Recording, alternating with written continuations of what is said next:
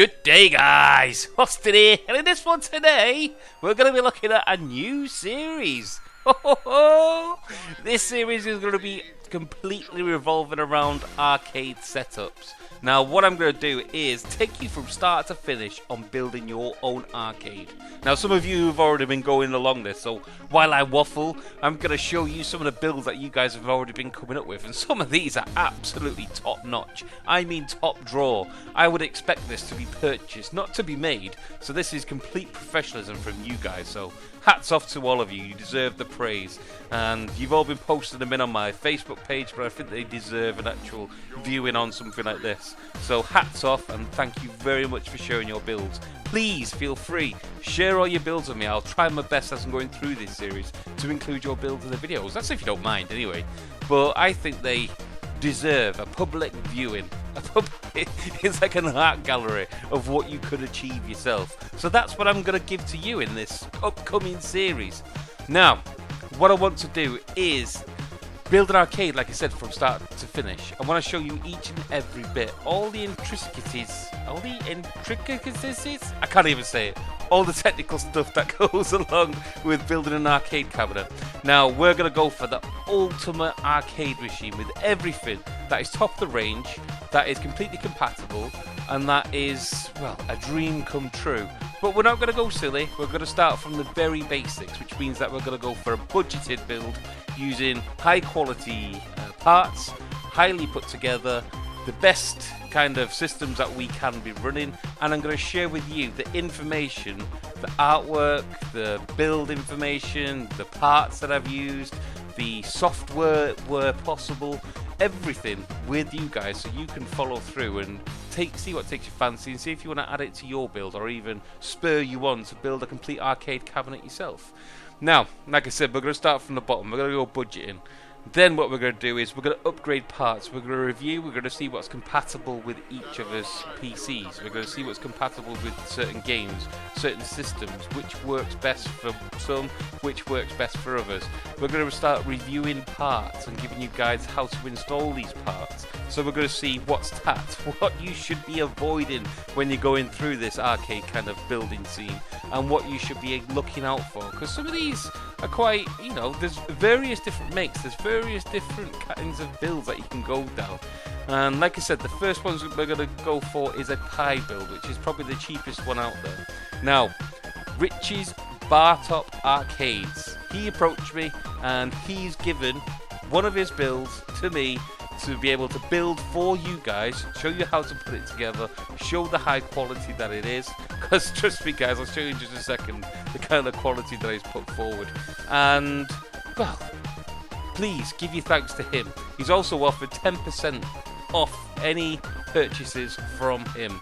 Now, this guy is top dollar. I mean, he's really has gone far and beyond what I expected from any kind of arcade enthusiast, supplier, professional, whatever. This guy has gone far and beyond, and, well, I can't give him enough praise, to be honest. So we're going to go through one of his builds. Now, what we're going to do is we're going to start off with a pie build. Then I've got a dodgy laptop that I've been wanting to use up for a while, so that's going to be the common sense build. Then I've got a silly spec PC in bits that I'm going to use for the ultimate build. In there, I'm going to use different types of controllers, different parts of, I don't know, components that we can put in there, the different types of buttons, different types of user interfaces in terms of, like, I don't know, the iPacks, the howlers, the XIOM, whatever you call them. We're going to go down all of them. We're going to review them all. I'm going to show you how to use each and every one of them. Then what we're going to do is we're going to go down the road of arcade guns. We're going to go for aim tracks. We're going to go for PC enabled ones. We're going to go for enabling, what are they called, Wiimotes through a Dolphin Bar, because they are a very valid alternative. We're going to explore everything that we can do with building an arcade. Now, if anyone else there wants the products featured, or if they want any examples to do with all this stuff, just shoot me a PM and we'll see what we can do. But I'm going to start on this. I'm going to give my honest opinion on how I would set all this up, how I would put all the software in. I'm going to share everything that I can with you guys in terms of all the parts that I've used, in terms of all the parts that I intend to use, all the way down to the lowest nut and bolt that is involved with making this. I'm also going to share all my software side of it all. So, I don't know, when I do my Pi build, I'm going to share with you my Pi disk image, so you guys can actually just boot it up and share the same kind of games, the same kind of setup that I'm running, and you should have the same kind of experience on your side if you follow these kind of tutorials. Then we're going to go down obviously the PC route, and things are going to go far more advanced. But that's the kind of thing that I want to start doing. I want to offer other things to you guys because, well, look at what you've been doing in the meantime. It's absolutely outstanding. So this is what Rich's Bartop Arcades has given me.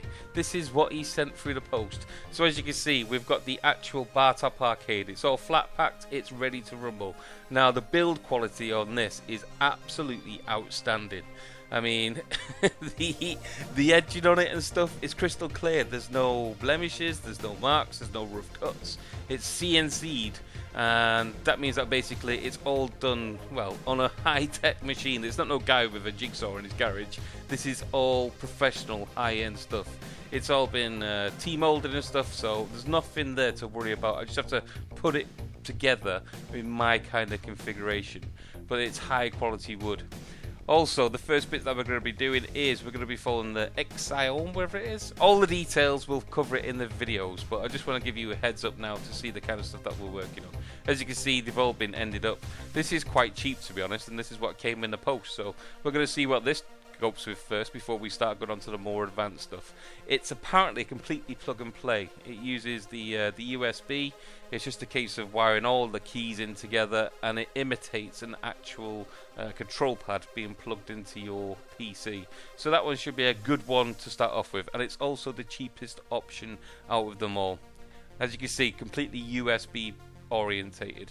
I've also been stocking up on a load of bits, bolts, all kinds of parts that I think might come in handy. These are the buttons that we're going to be starting off with. These are probably the cheapest of the crop. Rich sent me a load of these over. You know, you can buy these from anywhere. They run on a micro switch. They're pretty sturdy, to be honest, for what they are. There's a selection of colours, but they're all going to go with my grand scheme and theming, which I have custom built myself. So here we go. Here's the plexiglass and all that kind of stuff that goes along with it. So we've got the marquee sign up at the top. It's 3mm, I think it is. It's been pre-cut by Rich himself, so there's no worries for anything to do with me, because my woodworking skill is not good enough. And T-molding. This is pretty self-explanatory. I'm sure all of you know anything about arcades. This is the edging that goes down the side of the arcade cabinet. So you see no bare wood on there whatsoever. It should be all art from the vinyls, and it should be T-molding. It's all been pre-cut with T-molding slots, so it just goes straight into the side all the way around, so there should be no bare wood showing whatsoever by the end of it. He's done a top-notch job on that one. Here's a few zip ties, because I want to keep everything. Cable management is an utmost. Okay, in terms of the sticks then, we're starting off with the zippy sticks, and we're going to be going all the way up to the servo sticks from Ultimark. So yes, we're going to be covering everything and in between. So we want to be looking at hap sticks, but these are the cheapest that you can get, and to be honest, not a bad starting block. So yeah, we'll see how they hold up in the end. I've got some art together. Rich has thankfully printed off my design. We'll give our verdicts on that when it's all put together. I don't want to show you too much too early, but as you can see, I've also purchased the brand new Raspberry Pi 3, which is our starting block. That's our operating system that we're going to be going off. And like I said, I'm going to be giving you all the, I don't know, operating system. I'm going to give you the actual SD image that I finish off and working with, so you can have this build yourself. Now, in terms of visuals, we're going for a Dell monitor. Apparently this has been recommended to me as the cream of the crop. It's a Dell 1908 FP. Now this cost me £7.50 off eBay. It's from a I don't know, office supplier or something. These are going like no one's business. But I've been looking at the stats. It's got like a 5 millisecond what's it called, response rate and all that kind of stuff. It's got pretty high specs for a £7.50 monitor. It's unbelievable. As you can see, it's 4x3, so that's the kind of aspect ratio that we're going to be working off. It's a new one to me because, as you know, I always do the widescreen stuff, but I want to keep it all arcade authentic. These are some of the buttons that I picked up third party offline. I want to do inlays in there, so basically you can see the player. I want to do like a 10p credit button for the red ones. I think I'll probably go for like a number of players, player 1 star, and they'll be flashing or illuminated. I don't know, we'll see how that goes. We'll see how that goes anyway. But yeah, I like the look of these. We'll see how they hold up. If not, like I said, we're just going to be upgrading everything as we go along anyway. Yeah, so here is the oh, hang on a minute. Here is the control panel that we're going to be working off. Some of the vinyl art to give you a sneak peek. I'm not going to show you it all, but as you can see, you kind of see the theming that I'm going to be going for. Now, the black marks on there are part of my theme. This isn't no dodgy printing or nothing. This is the actual effects that I want to be going for. As you can see, I'm going for the NVS machine, but this has been, how can we say, highly customized to my specifications. It took me ages to build on this art, which has stopped me from building actual videos.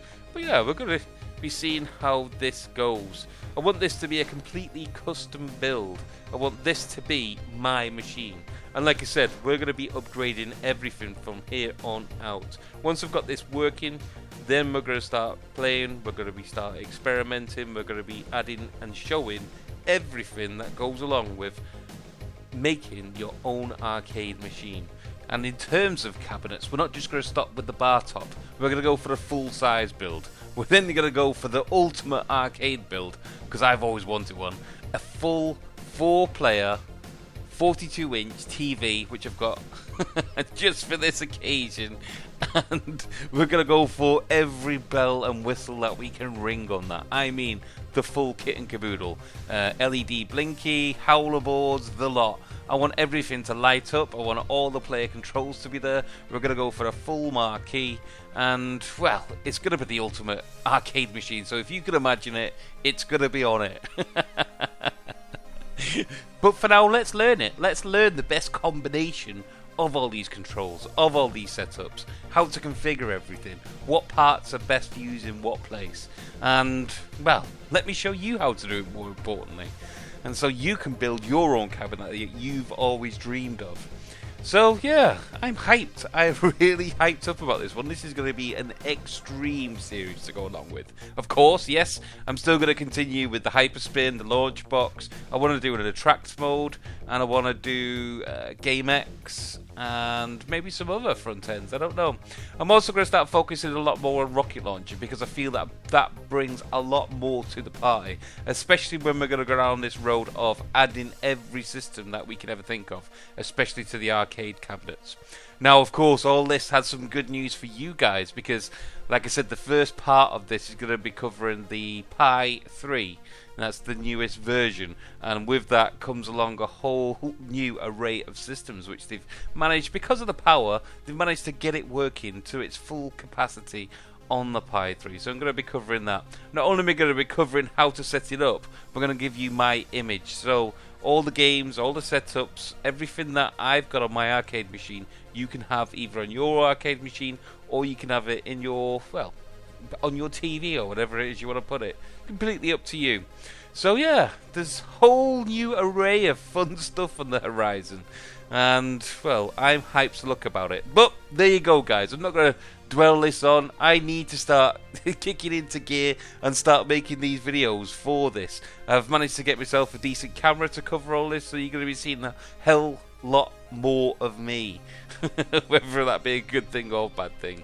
But yeah, thank you for joining me, guys. Please like, subscribe, share the hell out of this, because I want to bring as many people to this party as possible. I want to get all you guys involved. I want to get the whole arcade scene involved in this. The more people we can bring to the party, the more it is for you guys, because, you know, more chefs mean more pies. Does that even make sense? Chefs don't just make pies, by the way. They make all kinds of stuff. But anyway, we digress. Let's get back to you sharing, you caring, doing all the things that people normally do on YouTube. But most of all, you have a good day. Laters!